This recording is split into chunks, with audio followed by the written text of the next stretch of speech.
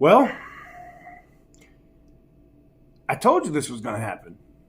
And I think we've been talking about this weeks before the major automotive press is talking about it. But Stellantis just got sued.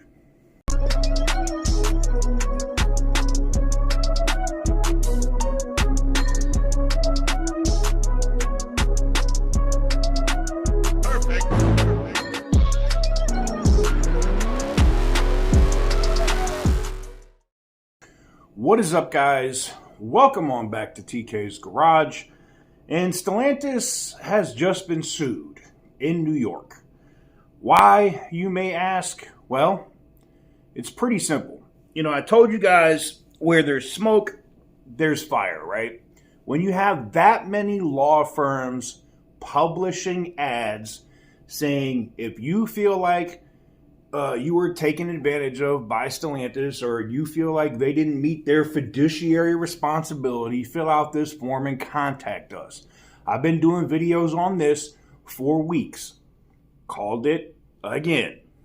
And yes, they have finally gone ahead and knocked that out. They went ahead and officially filed a lawsuit against Stellantis in New York for a multitude of terms, but basically saying the CEO is royally effing up the company, taking a 50% increase in his pay while systematically destroying Chrysler, Dodge, Jeep, and Ram.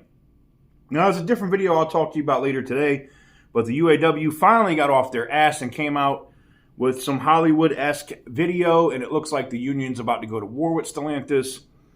And with this lawsuit, for you guys that have been shorting this stock consistently, you're going to get rewarded again. If you didn't know, the stock is down over 30% in the last 6 months. That is a significant drop for any company. I don't care who you are. And while Stellantis was profitable in the last quarter, they lost 48% of that year over year. What that means is there's a lot of rough roads for Stellantis ahead. Part of it is, and the reason why they're making the money they're making selling less cars. GM and Ford both up. GM ridiculously so. Ford not as much because of the recalls and the other issues that they've had. But Stellantis just has unrealistic pricing on their vehicles. Knowing the market, and here's the thing. Excuse me. Here's the thing. Carlos Tavares, as a bean counter finance guy, should automatically know interest rates are high, banks aren't cutting loans, cars won't be sold. Well, how do you combat that? Well, we're going to have to make less money on each unit. The amount of profit they make off of a mid-level 1500 Ram is astounding. We've all seen it, $85,000-$90,000 for a mid-level Ram. After your taxes, fees, add-ons by the dealer, you're probably close to $100,000 for a vehicle that's going to be worth $25,000 in 3 years. Consumers can't take it. They can't do it. It's not feasible. But the bean counter, who is, I know how to cut stuff. I'll cut everything and save us money and make the stock profit or make the company profitable.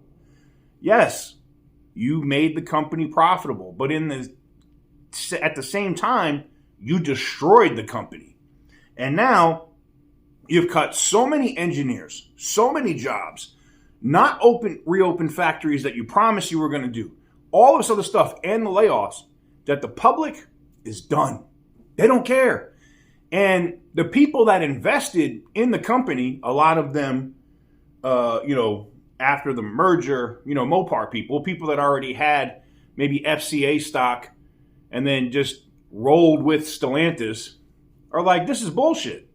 They're watching from where they were 8 months ago, well into the mid to high 20s, to the stock taking a 30-something% cut and down to 15-something. And I'm willing to bet you, after the news of the lawsuit and some of the other news we're going to talk about today and tomorrow, that stock could go to the 14s. Now, I know it had a little bit of a rally when the market went up 500 points yesterday. The market's back down today. And I think it went up 1% after it lost 20%, 21%, whatever it was, in that time period since the earnings posted. That's bad. So as the stock goes down, earnings-wise, not earnings-wise, as the stock goes down price-wise, it also deflates and disappears value of the company and available cash.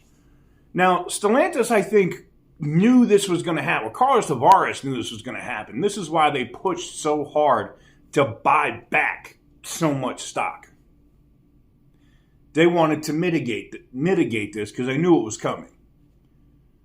There was multiple ways they could have kept the ship righted and did this the right way without screwing jobs, closing factories, making the company less valuable, and destroying brands in the process. And these lawyers in New York State are going to have a freaking field day with Stellantis. Absolute, positively field day with Stellantis when they get into court. Damn it. I don't know why people think, Stellantis' response is, this lawsuit doesn't have, check this out. They say, this lawsuit doesn't have any merit. We look forward to defending the company. Good, because I don't know if you've seen the courts in New York lately, but they've been doing a lot of Mickey Mouse stuff. There's a reason why businesses, investments, real estate guys are running from New York. I don't have to talk about the elephant in the room. I'm just saying. Stellantis, Carlos Tavares, you're screwed. You get in front of those judges in New York City, oh man, it's over with, bro. Absolutely over with. They're going to find that you dicked around, played games, and you're going to lose. Absolutely lose. That's why I said, all you guys that have been shorting that stock, you're about to get rewarded. But anyways, I'd love to know what you guys think in the comments section down below. I mean, hey, this is another instance. We've talked about layoffs. Those come to fruition. We talk about people popping up from different companies, showing up at Stellantis Fairgrounds, and then you guys are getting photos and seeing them in real time.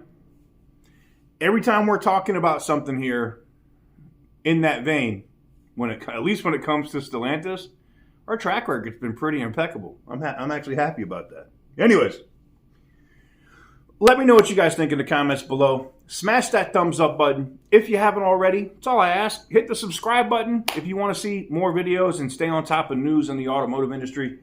And until next time, stay petty, my friends.